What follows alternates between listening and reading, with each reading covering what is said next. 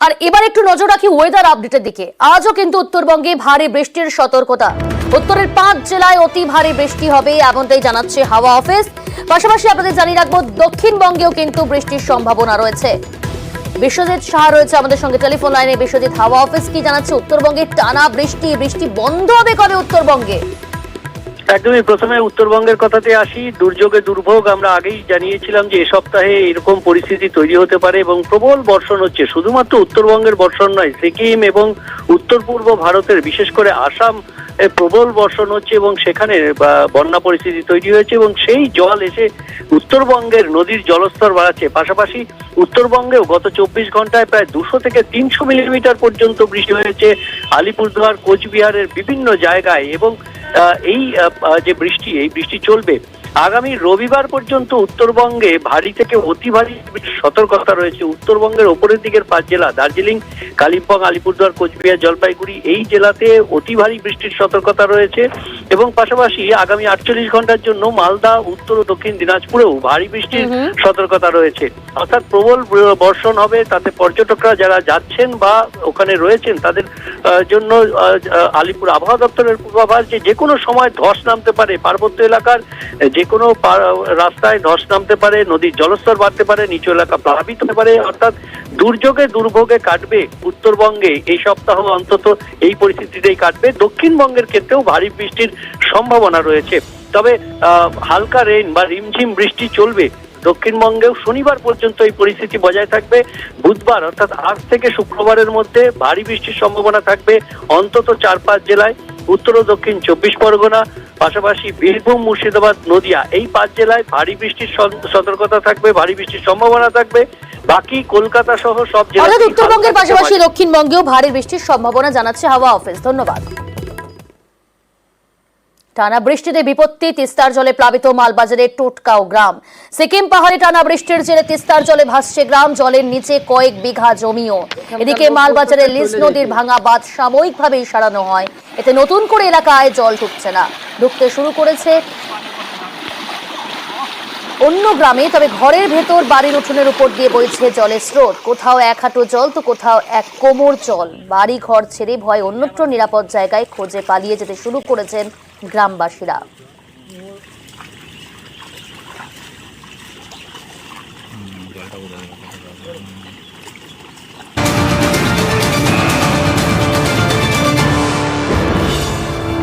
রাজ্যে ফের তৎপর ইডি। নিউ ব্যারাকপুরে একটি আবাসনে ইডি আধিকারিকরা। রঞ্জিত ঘোষ নামে এক ব্যক্তির ফ্ল্যাটে তল্লাশি চলছে। সান্নিক আমাদের প্রতিনিধির সঙ্গে কথা বলবো। সান্নিক, কি জানা যাচ্ছে, কেন এই তল্লাশি? দেখুন, আমি আজকে সকালবেলা থেকেই ইডির একাধিক টিম সিজিও কমপ্লেক্স থেকে বেরোয়। তার মধ্যে একটি টিম এই মুহূর্তে এসে পৌঁছেছে নিউ ব্যারাকপুরের সারদা অ্যাপার্টমেন্ট 175 নম্বর নিউ ব্যারাকপুর মেইন রোড ওয়েস্টে। সেখানে স্থানীয় যারা ওই ফ্ল্যাটের আশেপাশে যারা থাকেন বা যারা ওই রঞ্জিত ঘোষের যারা প্রতিবেশীরা রয়েছেন, তাদের যেটা দাবি, তিনি স্থানীয়ভাবে এলাকায় পরিচয় দিতেন তিনি একজন মার্চেন্ট অফিসার এবং তার ব্যাকগ্রাউন্ড জানতে গিয়ে আমরা যেটা জানতে পারি, তিনি আগে সাহারা ইন্ডিয়ায় কর্মরত ছিলেন। প্রসঙ্গত জানিয়ে রাখা ভালো, আজকে সকাল থেকেই দেশের একাধিক শহরে সাহারা ইন্ডিয়ার মতো বেশ কিছু নন ব্যাংকিং ফিনান্স সংস্থার অফিসে রেড চালাচ্ছে এনফোর্সমেন্ট ডিরেক্টরেট এবং তার লখনৌ এবং আরো অন্যান্য শহরেও সেই রেড সকাল থেকে কিন্তু চলছে। সুতরাং সেই কোনো আর্থিক কেলেঙ্কারির সূত্র ধরেই এখানে নিউ ব্যারাকপুরে এই প্রাক্তন অফিসারের বাড়িতে এনফোর্সমেন্ট ডিরেক্টরেটের আধিকারিকরা এসেছেন কিনা সেই প্রশ্নই কিন্তু এখন সামনে আসছে। এবং 2 গাড়ি কেন্দ্রীয় বাহিনীর জওয়ানদেরকে সঙ্গে নিয়েই তারা আজকে এই রেডে এসেছেন এবং এখনো পর্যন্ত কিন্তু ভেতরের অংশে জিজ্ঞাসাবাদ পর্ব চলছে। মিমি, ধন্যবাদ সান্নিক।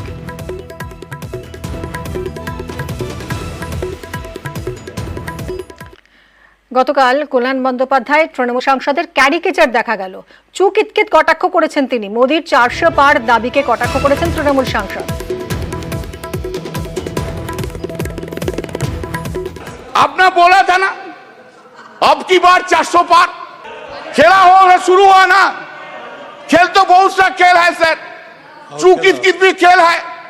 चूकित में चू धरा 400 में कित कित कित कित कित कित कित कित कित कित कित कित कित कित कित कित कित कितना हुआ 240। वो गेम में भी हारा गया इधर। सर आपको, हम तो आपको ही देख रहे हैं, हम किसी को नहीं देख रहे।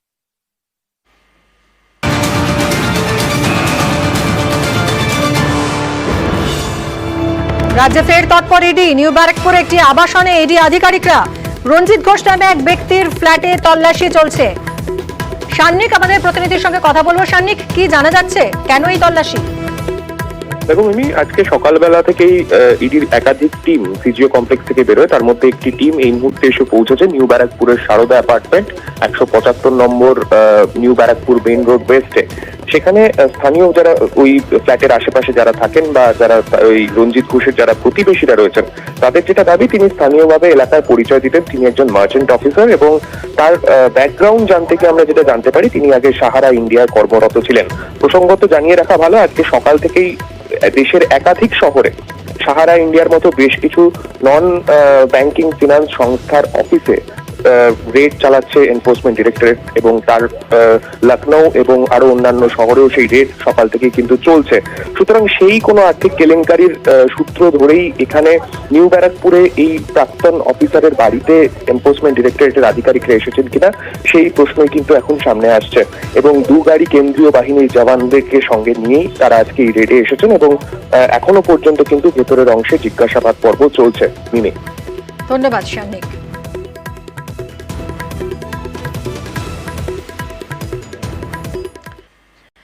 12 জুলাই অনন্ত রাধিকার রাজকীয় বিয়ে। তার আগে মঙ্গলবার গণবিয়ের আয়োজন করেন নেতা এবং মুকেশ আম্বানি। সমাজের পিছিয়ে পড়া দরিদ্র যুবক যুবতীর গণবিয়ের আসর বসে নবী মুম্বাইয়ের ধানসোলির রিলায়েন্স কর্পোরেট পার্কে।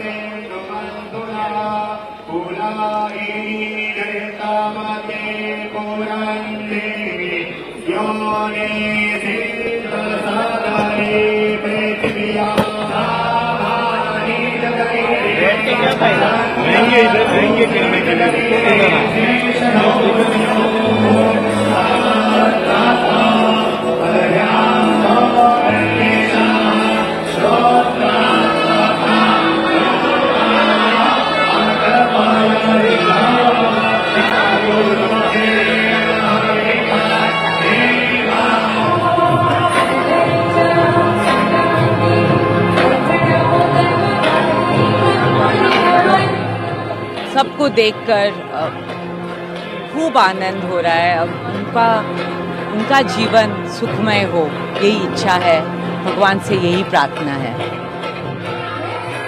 মুর্শিদাবাদে নবাবদের জমি বেদখল। লালবাগে সরকারি জমি দখল করে বিক্রি।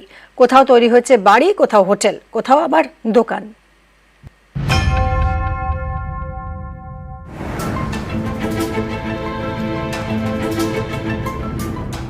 মুর্শিদাবাদ নবাবদের শহর। এখানে ছড়িয়ে ছিটিয়ে রয়েছে তাদের জমি। সেই জমি এখন রাজ্য সরকারের, দেখভাল করে মুর্শিদাবাদ এস্টেট। এই সব জমি বেদখল হয়ে যাচ্ছে।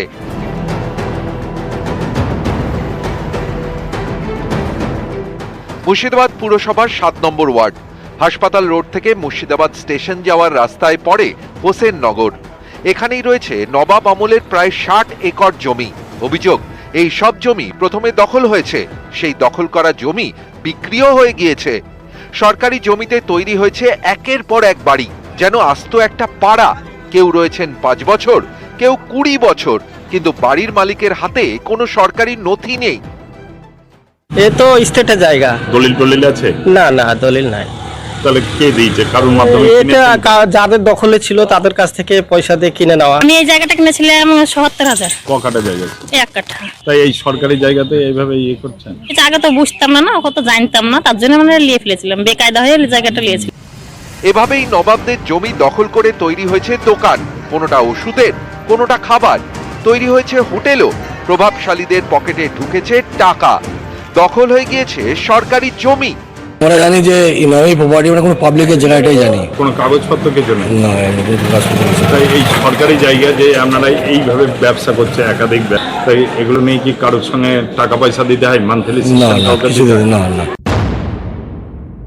16 ডেসিমাল জায়গা আমি উদ্ধার করলাম, বাড়ি করে আছে, বিয়ে করে আছে, আমি পেলাম। আরও বেশ কিছু হোটেল আমি পেয়েছি যারা বলে আমাদের জায়গা। আমি সার্চ করে দেখলাম না, ওদের জায়গা না, আমাদের জায়গা। পরে বিএলআর অফিসে গিয়ে রেকর্ড চেঞ্জ করেছে, তার মধ্যে কিছু প্রপার্টি বিক্রি হয়ে গেছে, দলিল করে ফেলেছে। তো মুর্শিদাবাদ পৌরসভা যে ল্যান্ড, সেই ল্যান্ড দেখাচ্ছে 65 থেকে 70% ল্যান্ড হচ্ছে অন্যান্য দপ্তরের। এগুলো যে ডিপার্টমেন্টের যারা আধিকারিক আছে তারা ব্যবস্থা নিলে তখন আমরা ট্যাক্সের আওতায় ফেলতে পারবো বা বলতে। মুর্শিদাবাদ থেকে প্রণব বন্দ্যোপাধ্যায়, নিউজ 18 বাংলা।